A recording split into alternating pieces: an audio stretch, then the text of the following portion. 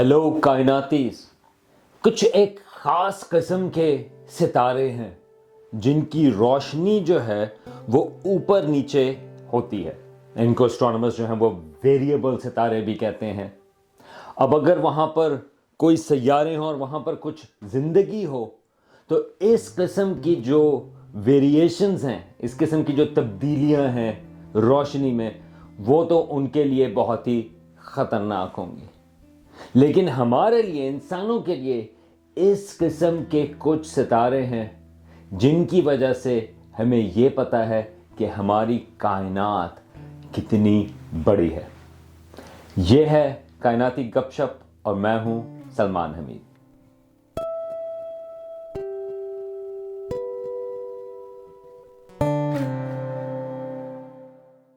کائناتیز، امید ہے کہ آپ کو پتا ہو کہ ہمارا ایک اور چینل بھی ہے جو بچوں کے لیے ہے، جو کائنات کڈز کے نام سے. اگر آپ کو موقع ملے تو آپ اس کو چیک آؤٹ کریں. وہاں پر نئے ویڈیوز جو ہیں وہ آتے رہتے ہیں اور آپ وہاں پر خود بھی دیکھیں، بچوں کو بھی دکھائیں، اور لوگوں کو بھی دکھائیں، اور اس چینل کو بھی آپ سبسکرائب کریں. وہ ہے کائنات کڈز. اور اس کے علاوہ ہمارا ایک اور چینل جو ہے وہ کائنات انگلش کے نام سے ہے، جہاں پر گفتگو ذرا تھوڑے سے مختلف ٹاپکس کے اوپر ہے. وہ اس قسم کے ٹاپکس ہیں کہ اسپیس کے سلسلے میں ہماری ایتھکس کیا ہونی چاہیے، اور خاص طور سے ایک سیریز ہے وہاں پر چائے آن دا مون. آپ پلیز وہ بھی چیک آؤٹ کریں اور آپ کائنات انگلش کو بھی سبسکرائب کریں.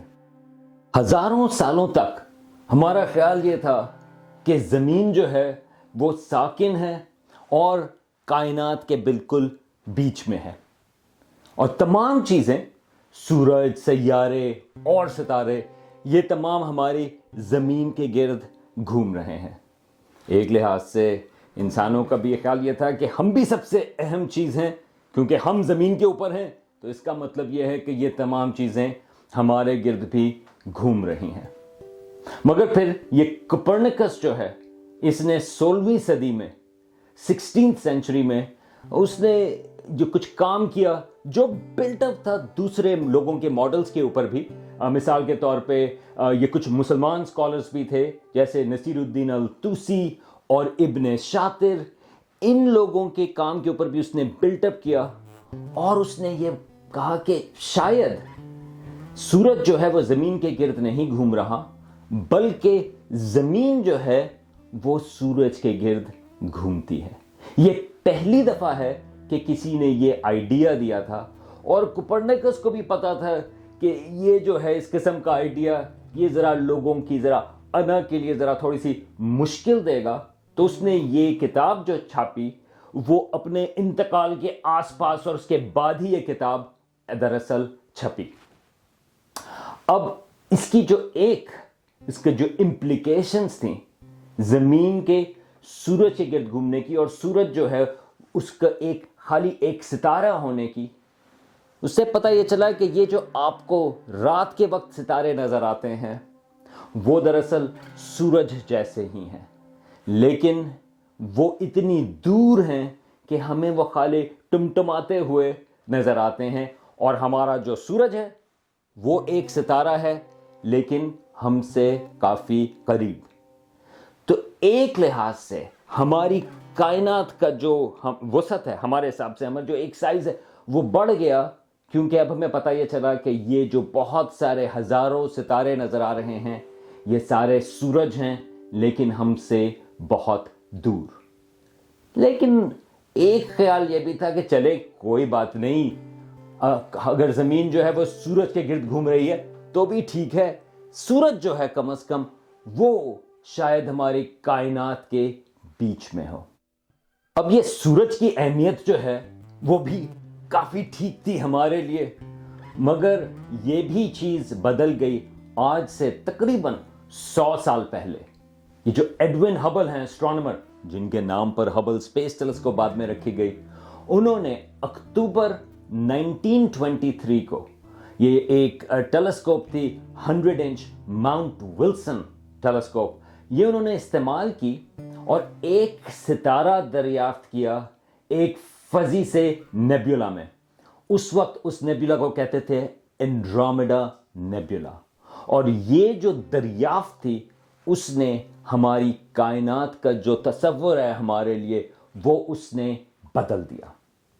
اب یہ جو اینڈرومیڈا نیبولا ہے وہ آپ دراصل خود بھی نیکڈ آئی سے دیکھ سکتے ہیں اگر آپ کسی بہت ہی ڈارک جگہ پر جائیں، بلکہ یہ پہلی دفعہ جو ہے جس کو نوٹ کیا کسی نے کتاب میں وہ عبد الرحمن الصوفی تھے۔ انہوں نے اپنی کتاب میں انہوں نے بہت سارے اور ستاروں کو بھی نوٹ کیا تھا، مگر پہلی دفعہ انہوں نے اس نیبولا کو، اس فزی سے پیچ کو نوٹ کیا۔ لیکن سوال یہ تھا کہ یہ جو فزی سا پیچ ہے یہ ہے کیا، اس کی اصل نیچر کیا ہے؟ ٹیلیسکوپس کی ڈسکوری کے بعد یہ جو الصوفی تھے ان کی کتاب جو ہے وہ 964 میں آئی تھی، لیکن ٹیلیسکوپس کی انوینشن کے بعد لوگوں نے دریافت کرنے شروع کیے اور بھی اس قسم کے پیچز، اور کچھ پیچز اسپائرل کی شکل میں تھے۔ تو کچھ اسٹرانومرز کا خیال تھا، جیسے ہارلو شیپلی ہیں، ان کا خیال یہ تھا کہ یہ جو فزی اسپائرل نیبولا ہیں وہ دراصل ملکی وے گیلیکسی کا حصہ ہیں۔ ملکی وے گیلیکسی جس میں ہم بھی ہیں، زمین اور سورج جو ہیں وہ اس کا حصہ ہیں، اور یہ اسپائرل نیبولا یہ اسی ملکی وے کا حصہ ہیں، اور ملکی وے جو ہے وہ پوری کائنات ہے۔ تو کچھ اور اسٹرانومرز سے جیسے ایڈون ہبل، ان کا خیال یہ تھا کہ یہ جو اسپائرل نیبولے ہیں یہ ہمیں چھوٹے اس لیے نظر آ رہے ہیں کیونکہ وہ بہت بہت بہت زیادہ دور ہیں، یعنی کہ وہ ہمارے ملکی وے جیسی کہکشاں ہیں۔ ایڈون ہبل نے اور جو دوسرے لوگ اس قسم کے ویو کو رکھتے تھے وہ ان کو کہتے تھے آئلینڈ یونیورسز۔ تو ان کا خیال یہ تھا کہ یہ جو فزی پیچز ہیں یہ دراصل بہت دور ہیں اور ہماری ملکی وے جیسی کہکشاں ہیں، لیکن ہمیں چھوٹے اس لیے نظر آ رہے ہیں کیونکہ ان کی روشنی جو ہے وہ بہت دور سے نہ آ رہی ہے۔ اب یہ دو بہت مختلف قسم کے آئیڈیاز ہیں، وہ تمام وہ جو اسپائرل نیبولا ہیں وہ ہماری ملکی وے کا حصہ ہیں اور ملکی وے پوری کائنات ہے، یا یہ جو اسپائرل نیبولا ہیں وہ ملکی وے جیسی کہکشاں ہیں لیکن وہ ہم سے بہت زیادہ دور۔ ایک لحاظ سے یہ جو آئیڈیاز ہیں اس میں سے ایک صحیح ثابت ہوا اور ایک غلط۔ سائنس ایک لحاظ سے تھوڑی سی کروئل ہوتی ہے کیونکہ بہت سارے لوگ جو ہیں وہ ایک آئیڈیا پہ کام کرتے ہیں اور پتہ یہ چلتا ہے کہ جو نیچر ہے وہ ایک آئیڈیا کو فیور کرتی ہے اور دوسرے آئیڈیا کو نہیں، اور یہی چیز ہوئی اس ڈیبیٹ کے اوپر اسپائرل نیبولا کی۔ تو یہ مسٹری سالو کیسے ہوئی؟ دراصل اس میں بہت بڑا ہاتھ یہ ایک خاتون اسٹرانومر تھیں جن کا نام تھا ہنریٹا لیوٹ۔ یہ 1900s میں وہ کام کرتی تھیں ہارورڈ آبزرویٹری میں، اور وہ اور کچھ خواتین بھی تھیں جن کو اس وقت کہتے تھے کمپیوٹرز، کیونکہ وہ چیزوں کو وہ کمپیوٹ کرتی تھیں۔ اس وقت دوسرے والے کمپیوٹرز تو موجود نہیں تھے، اور یہ ہنریٹا لیوٹ جو ہیں فیسینیٹنگ کیریکٹر ہیں، اور ان کا انفارچونیٹلی بدقسمتی سے ان کا انتقال کافی جلدی ہو گیا تھا، لیکن وہ خود جو ہیں کچھ بیماری کی وجہ سے وہ ڈیف بھی تھیں، لیکن ان کا کام بہت زبردست تھا۔ انہوں نے یہ پتہ لگایا کہ اس زمانے میں وہ اینالائز کرتی تھیں فوٹوگرافک پلیٹس۔ اب آج جو ہیں آپ کے کیمرے میں بھی یہ ڈیجیٹل CCD موجود ہیں، اسٹرانومرز جو ہیں وہ ٹیلیسکوپس میں پچھلے تقریباً 40 سالوں سے وہ یہ CCDs یوز کرتے ہیں ڈیجیٹل، مگر اس سے پہلے اسٹرانومرز جو تصویریں لیتے تھے وہ فوٹوگرافک پلیٹس پر لیتے تھے۔ مطلب یہ ہے کہ جب اگر آپ کیمرے کا شٹر کھلا رکھیں تو کیونکہ روشنی آسمان سے بہت دھیمی چیزوں کی، ڈم چیزوں کی جب آتی ہے تو وہ ان پلیٹس کے اوپر، تصویروں کے اوپر جو ہے وہ جمع ہوتی تھیں، تو ان کو پھر اینالائز کیا جاتا تھا۔ تو ہنریٹا لیوٹ جو ہیں ان کا کام یہ تھا کہ خاص قسم کے ستارے ہیں جن کی برائٹنس جو ہے، روشنی جو ہے وہ ویری کرتی ہے یا اوپر اور نیچے ہوتی ہے، ان کو اسٹرانومر ویریبل سٹارز کہتے ہیں، اور یہ ریلیٹیولی پریڈکٹیبل حساب سے ان کے ویریشن، ان کی جو برائٹنس کا साइकिल है। और उसमें से भी एक खास किस्म के वेरिएबल सितारे हैं जिनको कहते हैं सेफिड वेरिएबल्स। ये मेरा ख्याल है कायनात के हमारे हिसाब से सबसे अहम तरीन सितारे हैं। उसकी वजह भी आपको कुछ मिनटों में पता चल जाएगी।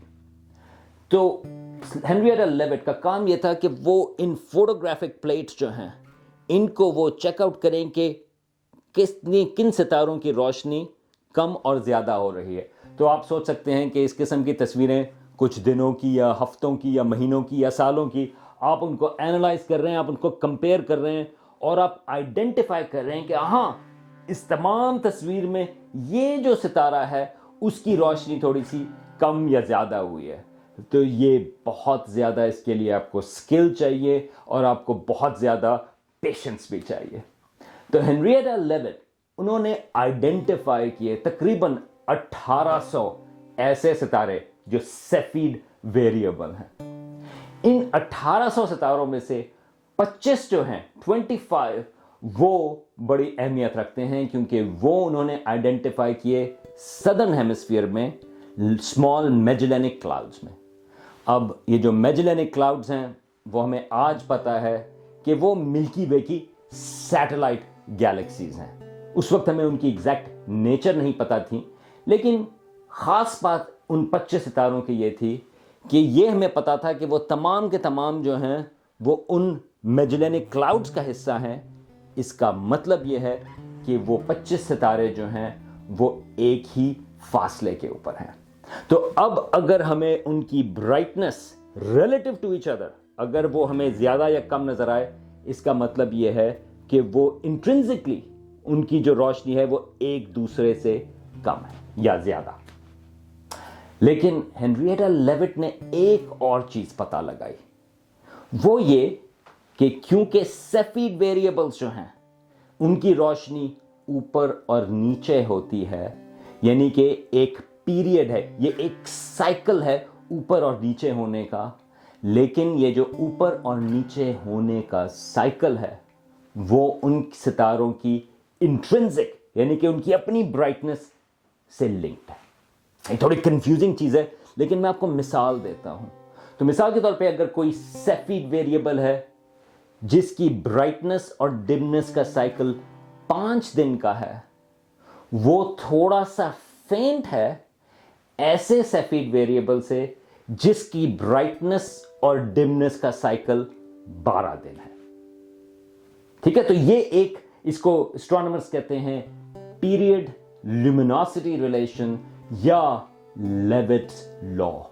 और ये बहुत बड़ी दरियाफ्त थी क्योंकि इस डिस्कवरी की वजह से हमें यह पता चला कि हमारी कायनात जो है वो बहुत बड़ी है।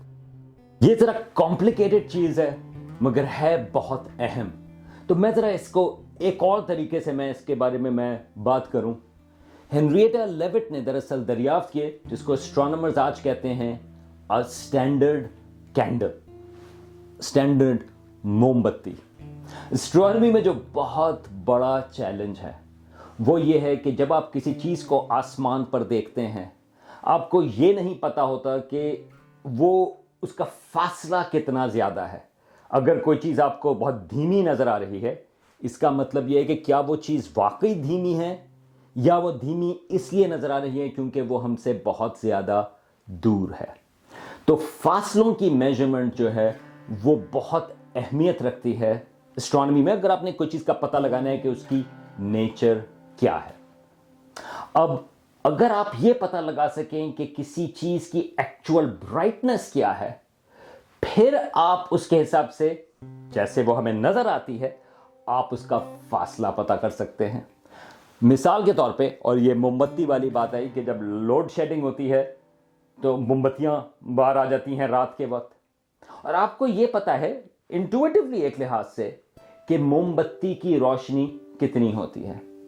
अब अगर आपको रोशनी कम नज़र आ रही है, इसका मतलब यह है कि ये मोमबत्ती जो है आपसे काफ़ी दूर है। अगर उसकी रोशनी ज़्यादा है तो आपको ये पता है कि वो मोमबत्ती जो है वो आपसे ज़्यादा करीब है। ये एक की चीज़ है, बल्कि یہ جو اسٹینڈرڈ کینڈلز کام کرتی ہیں یا آپ کی موم بتی بھی، وہ اگر آپ کو ایک آپ کے سامنے نظر آ رہی ہو، آپ اس کا ڈسٹنس جو ہے وہ اگر آپ ڈبل کر لیں تو اس موم بتی کی روشنی جو ہے وہ 4 گنا کم ہو جائے گی. اگر آپ ڈسٹنس جو ہے وہ 3 گنا کر دیں تو اس کی روشنی جو ہے وہ 9 گنا کم ہو جائے گی.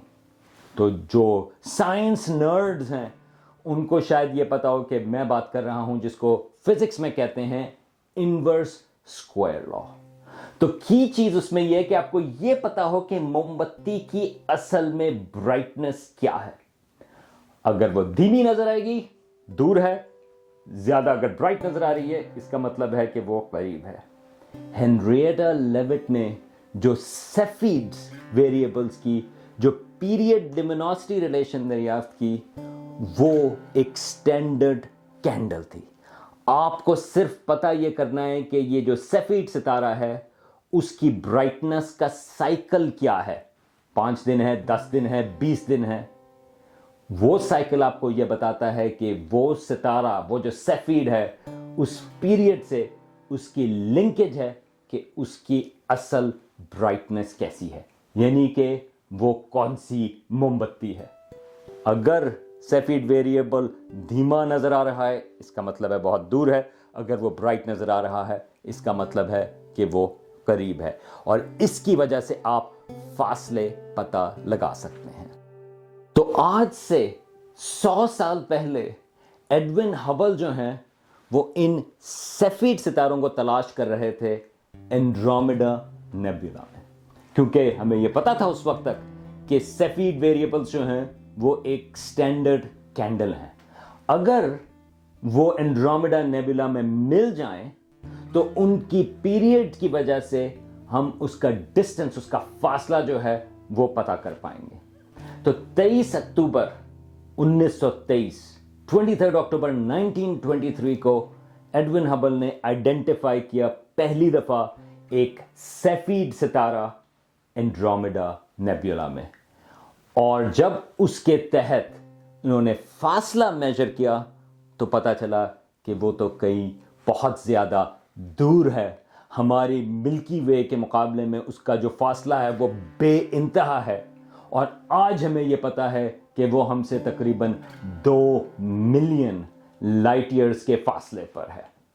اور جب یہ خبر، وہ جو دوسرے کمپیریٹر تھے، جو لیڈر تھے اس کے، ہارلو شیپلی، جب ان کو یہ خبر ملی تو انہوں نے یہ کہا، جب یہ خط ان کو ملا کہ ایڈون ہبل نے یہ فاصلہ میجر کیا ہے اینڈرومیڈا گیلیکسی کا جو بہت دور ہے، تو ہارلو شیپلی نے کہا کہ this discovery has basically destroyed my universe.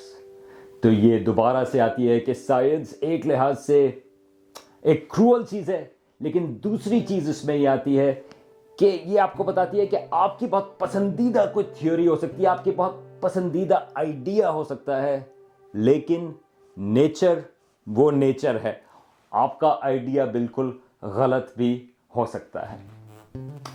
آج ہمیں یہ پتا ہے کہ ہماری کائنات میں کئی 100 ارب کہکشائیں ہیں جیسی اینڈرومیڈا ہے. ہماری اپنی ملکی وے گیلیکسی میں 200 ارب ستارے ہیں. ہمارا سورج صرف اس میں سے ایک ستارہ ہے. اور اینڈرومیڈا گیلیکسی جو ہے وہ سب بھی تھوڑی بڑی ہے، اس میں تقریباً 400 ارب ستارے ہیں. مگر اینڈرومیڈا گیلیکسی، وہ اسپائرل گیلیکسی جو ہے، وہ ہم سے سب سے قریب ترین اسپائرل گیلیکسی ہے. ہماری کائنات کہکشاؤں سے بھری ہوئی ہے. تو چلیں، اگر آپ سوچ رہے ہوں کہ چلیں ٹھیک ہے، ملکی وے صرف ایک کہکشاں ہے اور ہماری کائنات میں کئی 100 ارب کہکشائیں موجود ہیں، کم از کم ہمارا ہمارا نظام شمسی جو ہے، ہمارا سورج اور اس کے ستارے یعنی کہ زمین بھی، وہ کم از کم ہمارے ملکی وے کے تو بیچ میں ہوں گے. یہ بات بھی نہیں. اور اس کا جو ذمہ داری ہے وہ ہارلو شیپلی کو جاتی ہے. ایک اچھے سائنسدان کے حساب سے ان کا وہ والا آئیڈیا تو غلط ثابت ہوا تھا کہ ملکی وے جو ہے وہ پوری کائنات ہے، مگر پھر انہوں نے سیفیڈ ویریبلز اور بھی دوسرے ویریبل ستارے ہیں جس طرح RR Lyrae ویریبل، انہوں نے ان ستاروں کا استعمال کیا اور پتہ لگایا کہ ہمارا جو سورج ہے وہ کس جگہ ہماری اپنی ملکی وے کہکشاں میں موجود ہے، اور پتہ یہ چلا کہ وہ بیچ میں نہیں بلکہ ذرا باہر کی طرف ہے، تقریباً 30,000 لائٹ ایئرز کے فاصلے پر، یعنی کہ ہماری گیلیکسی کا جو اپنا سینٹر ہے، ہماری اپنی گیلیکسی کا، وہ بھی ہم سے 30,000 لائٹ ایئرز کے فاصلے پر ہے۔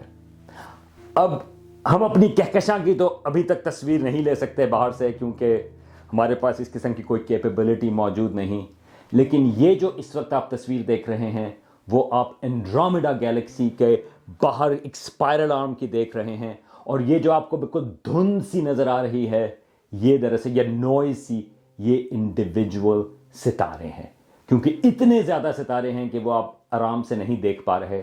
ہمارا سورج جو ہے ملکی وے میں اس قسم کا ایک ڈاٹ ہوگا۔ اب یہ سفر، یہ پچھلے 400-500 سالوں کا، یہ انسانوں کے لیے بہت ہی ہمبلنگ ہے، کیونکہ پہلے خیال یہ تھا کہ زمین جو ہے وہ ساکن ہے اور تمام کائنات اس کے گرد گھوم رہی ہے، لیکن آج ہمیں یہ پتہ ہے کہ ہمارا جو سورج ہے وہ بھی صرف ایک نقطہ ہے، ایک لحاظ سے وہ بھی ہماری اپنی ملکی وے گیلیکسی کے بھی باہر کے علاقے کی طرف، زمین تو نقطے سے بھی کم ہے، اور ہماری ملکی وے گیلیکسی جو ہے وہ خالی ایک کہکشاں ہے 100 بلین کہکشاؤں میں سے پوری کائنات میں، اور یہ بھی لوور ایسٹیمیٹ ہے۔ لیکن یہ ایک امیزنگ چیز ہے کہ ہمیں اپنی حیثیت کا ایک لحاظ سے ایک ستارے کی وجہ سے پتہ چلا جس کو سیفیڈ ویریبل کہتے ہیں، اور اس ستارے کی اہمیت کا ہمیں ایک امیزنگ اسٹرانومرز ہنریٹا لیوٹ کی وجہ سے پتہ چلا۔ اب 1925 میں 1925 میں ایڈون ہبل اور کچھ اور لوگوں نے ہنریٹا لیوٹ کو نامینیٹ کیا تھا نوبل پرائز کے لیے، اور جب نوبل کمیٹی نے ان کو تلاش کرنے کی کوشش کی تو پتہ یہ چلا کہ ان کا آلریڈی انتقال ہو چکا تھا 1921 میں 1921 میں۔ ان کی عمر صرف 53 سال یا 53 ایئرز تھی۔ اب نوبل پرائز جو ہے وہ پوسٹیومسلی یعنی کہ انتقال کے بعد نہیں دیا جاتا، لیکن اگر کوئی ڈیزروڈ تھا وہ ہنریٹا لیوٹ تھی۔ ان کا تو انتقال ایک ریلیٹیولی ینگ ایج میں ہو گیا تھا، لیکن ایک لحاظ سے ان کی جو ڈسکوری ہے، اس کی جو امپلیکیشنز ہیں، وہ انسانوں کے ساتھ ہمیشہ تک رہیں گی۔